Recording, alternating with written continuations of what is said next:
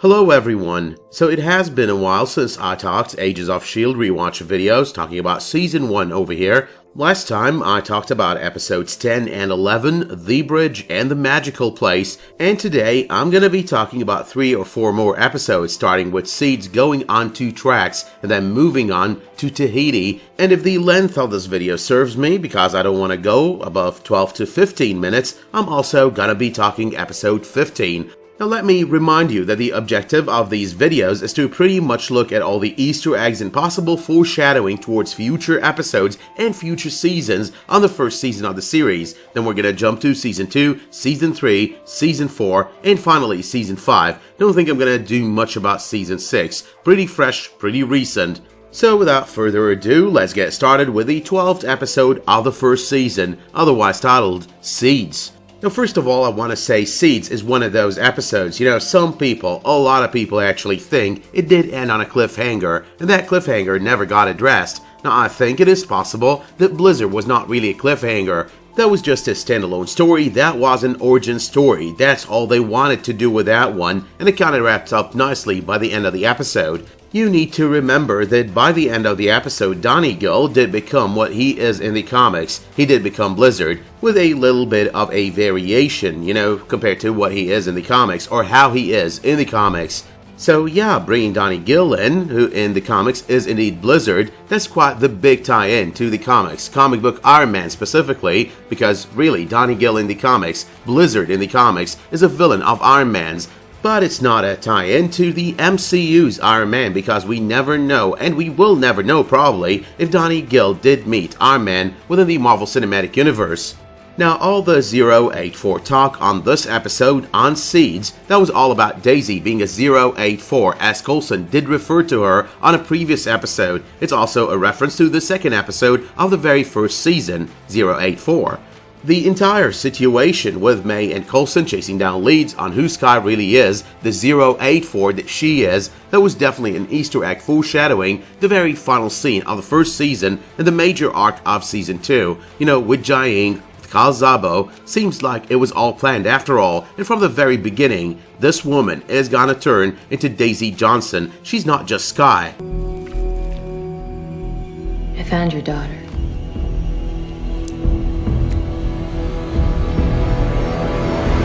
But there is also the talk about the S.H.I.E.L.D. Academy, which is one of those things that did fall with the fall of S.H.I.E.L.D. and ended up pending revival on Season 6 at the hands of none other than the newly introduced Dr. Marcus Benson. We've also got Gemma's This was the SSR facility before S.H.I.E.L.D. was even founded. Which at this point in the lifetime of the series was a reference to Captain America the First Avenger and the Marvel one-shot Agent Carter, which by the way did release one day prior to the airing of the premiere of Marvel's Agents of S.H.I.E.L.D. But here though is the thing, watching that scene I did feel that there is a good chance this might have been foreshadowing the fact that later on in the lifetime of this series we would get an Agent Carter infested episode that would pretty much lead into the very underrated, very awesome Agent Carter series. But next to all of that though, we do get the Wall of Valor. Daisy reads the name of Bucky Barnes out loud. That's the obvious reference to Captain America, the First Avenger, his presumed death on that movie, and the fact that he was a member of the Howling Commandos. Now this one though was sort of a double reference as well, because in the Marvel Cinematic Universe they would end up becoming part of S.H.I.E.L.D., not at the time of the death of Bucky of course, because there was no S.H.I.E.L.D. then, but the Howling Commandos would anyway. On the other hand, you've got the pages of the comics where some of the Howling Commandos members, who were led by Nick Fury during World War II by the way, would end up joining him in S.H.I.E.L.D. as it got established. But there's an abundance of reference to the movie universe here, because now, at this point in the lifetime of the series, they're making them in place. The series is no more relying on making references just for the sake of making references. So we get the mention of both AIM and Hydra in the perfect moment to mention these two. AIM is obviously a reference to both Iron Man 3, the organization was an integral part of the movie, and let's not forget that in both cases, both Iron Man 3 and Agents of S.H.I.E.L.D., the reference to the organization in and out of itself is a reference to the organization with the same name on the pages of the comics. Speaking of the other mention, which is pretty much Hydra, that serves the same purpose from a comic book perspective, but it's also a reference to Captain America, the First Avenger, where the main villain was Red Skull right out of the higher up ranks of Hydra. Knowing though how this season ends, how this season wraps up, let's not forget that this could be foreshadowing. It could count as one, because you know, John Garrett, villain of the season, he was indeed Hydra. Let's not forget Grant Ward being a member of the same organization. Now this episode had a second mention of one Professor Vaughn. This is the second time on the first season, could still be yet another reference to Wendell Vaughn, aka Quasar out of the comics, or it just could be nothing, but I just thought I'd mention it here.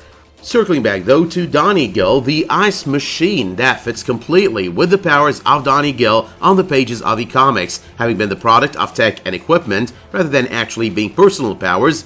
The icy projectiles dropping from the sky fits perfectly with the Blizzard suit abilities, except in the end, the powers here did come one with Donnie Gill. Now there was Coulson telling Daisy all about what they found in Mexico. There was him holding her hands as she felt real down, definitely projecting that father-daughter relationship that would build up over the seasons to follow. We also get a lot of talk about the sandbox on this episode, which again does foreshadow a lot that would go down on future episodes of this very season. It's a secret base of Furies and is gonna be at the center of the S.H.I.E.L.D. Hydra struggle later on in the events of the season. Last but not least though, when it comes to seeds, it is on this episode as well that more pieces do fall into place, with our realization that Ian Quinn also works for the Clairvoyant, the major villain of this season. The very person that we would come to discover later on in the events of the season is none other than John Garrett.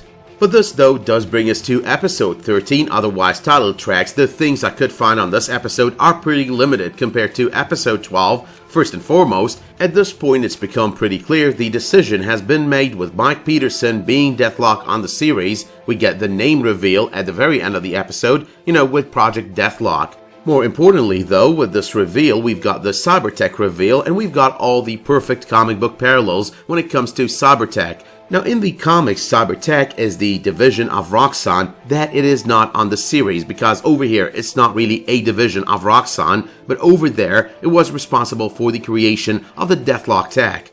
On this episode as well, we've got the obligatory Marvel Cinematic Universe cameo by none other than Stan Lee. Rest in peace, Stan Lee. I'm terribly sorry about your loss, dear.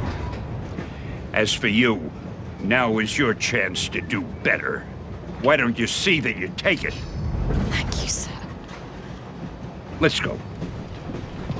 The portal did jump the train comment by Ward on this episode. That was followed by Coulson's Oh, let's hope not. I can't deal with Asgard today. I think this was one of the most natural references, funny as well, to the Marvel Cinematic Universe on Season 1. Pretty sarcastic in my opinion. Now we've got Coulson's threat to Ward. If you endanger an operation, or if anyone gets hurt, I'll reassign you to Barrow, Alaska, and you'll spend the rest of your years pulling the night shift guarding Blonsky's cryocell. Am I clear? Now Blonsky was obviously a reference to the Abomination, and hence a reference to the second Marvel Cinematic Universe movie ever made following the first Iron Man movie, aka The Incredible Hulk. On this episode as well, there's a little bit of an intimate moment between May and Coulson, and that gets Ward all worked up and irritated. Felt on a second watch like it did foreshadow the inevitable May-Coulson relationship in the future. We got Daisy shot in the gut and left for dead, leading up to the events of the following episode, building threads not only for this season, but for season 2 as well. We finally got Quinn telling Coulson that if Sky does mean so much to him, he should not be sending her in all alone. Now that kind of statement adds to the plans of the series to build that very father-daughter connection that I was just talking about between these two. But that though happens to conclude our talk about the 13th episode of the first season, brings us to the 14th episode of the very same season, otherwise titled Tahiti. Now the first thing I managed to pick up pre-watching this episode is the S.H.I.E.L.D. 616 call early on in the events of the episode, which is yet one more reference to the Marvel comic books main continuity, Earth 616. Now we met John Garrett for the first time on this episode. There will be a lot of Easter eggs to come over the course of the rest of this season based on this one character. But suffice to say, in the comics, John Garrett started off as a criminal before becoming a CIA agent and then later on a S.H.I.E.L.D. agent, as opposed to being the agent first and then the criminal later on in the case of the series. Antoine Triplet, though, on the other hand, whom we do meet as well for the very first time on the series on this episode, he's got no origin out of the comics, but he does come to root one within the Marvel Cinematic Universe later on, and as we watch further, a lot of fans still miss Trip, a lot of fans still want Trip to come back some way or the other. Now there was also the foreshadowing that whenever we get to discover that Garrett is a villain, Ward is gonna be in league with him. We get the Trip join me as my specialist after Ward came to your circus. I did love the Playboy Jet reference that Trip makes about the bus, obvious reference of course, and kind of a funny one as well.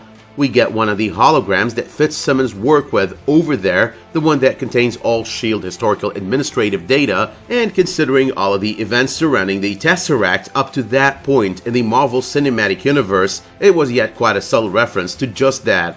But on this episode as well, we get to hear about the GH Serum for the very first time, and that brought about a bunch of references and foreshadowing, while considering we now know what goes down on Season 2.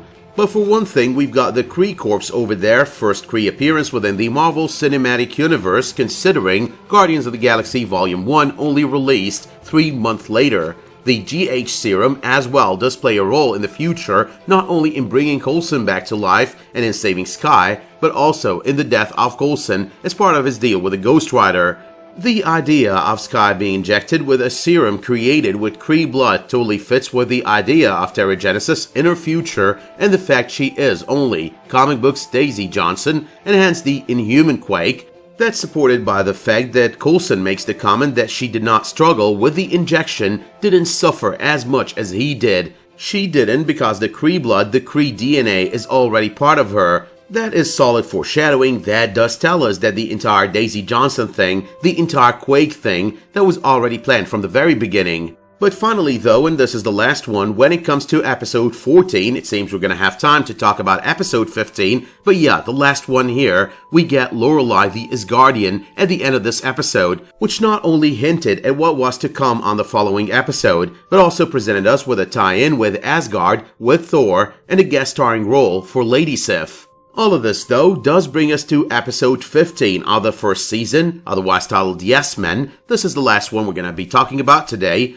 And to get started, by the time this episode hit, we were talking about 4 cameos out of the movies and one-shots on 4 different episodes, a minor tie-in with Iron Man 3, and a bigger one with Thor the Dark World. The episode brought a lot more of that. We got a full-on guest starring role with Lady Sif, a second one on the first season with Jasper Sitwell, bringing the total so far to 6 cameos and appearances. But this one though does count as the second visit by Lady Sif to Earth, and with that comes the reference to the first Thor movie, you know, her climbing on the back of the destroyer in New Mexico and spearing him. There was also Coulson's statement that he would prefer Thor did hear he was alive from him. It all goes in line with the Avengers never finding out that his death brought them together, so surviving might defeat the purpose. It's also a reference to his death on the first Avengers movie. We get a reference to Thor the Dark World when Sif mentions how Lorelei escaped her Asgardian prison with the invasion of Asgard by the Dark Elves. The connection made over there fits as well with her role in the comics, working with Loki in an arc that involved 2 characters out of the Dark World movie, namely Malekith and Surtur. We get a lot of references to a lot of races out of the comics and out of the Marvel Cinematic Universe, including the Kree and the Frost Giants. The Frost Giants are a clear reference to the first Thor movie. The Kree are what we did not have confirmation were the source of the GH Serum and what Coulson was pretty much looking for. We get introduced to ICERs, guns that came into play over the course of so many seasons, one of which is unforgettable, one of which is what I remember distinctively, which is the escape of Hunter and Fitz from General Hale's base on Rewind, the 5th episode of the 5th season of the series. There is also May's statement on this episode. I always say if I need a gun, I'll take one. A statement she made on the 2nd episode of the 1st season, and one that became a trademark she used later on and as recently as season 5. There's also Lady Sif's description of Lorelei on this episode. Lorelei's taste runs towards palaces, castles, which is very fitting of her arc on the pages of the comics, trying to seduce Thor on the same arc I was discussing earlier. Obviously, it also hints at the fact that the same does apply within the Marvel Cinematic Universe, even though we haven't seen it happen firsthand. Lorelei talking about besting Sif before, that was all about Haldor, but it also fits with the comic book arc and Lorelei's attempts to draw a wedge between her and Thor. Lady Sif does state as well that Odin gave her orders to return Lorelei to Asgard. It is possible that these orders were given by Odin before Loki switched at the end of the Dark World, or it was actually Loki that gave the order, once again making it very fitting with her 3 decades old comic book arc. But here it goes. Last but not least, there is Lorelei's referring to Ward as a fighter with the rage of a berserker within. Not really sure here, but this is most probably a reference to the Asgardian berserkers out of the comics. But as I just stated, that was the last one, and that being said, let me know in the comments down below if you're doing a rewatch as well. Let me know if you did find on these episodes anything more than what I found on them. Don't forget to slap this video a much appreciated like, subscribe to this channel, and enable notifications in order to get updates whenever I upload a new video, publish a new community post, or start a new live stream. But until the next time that you tune in for another one of my videos, Agents of S.H.I.E.L.D. or otherwise, thank you so much for tuning in to this video, and have a great day.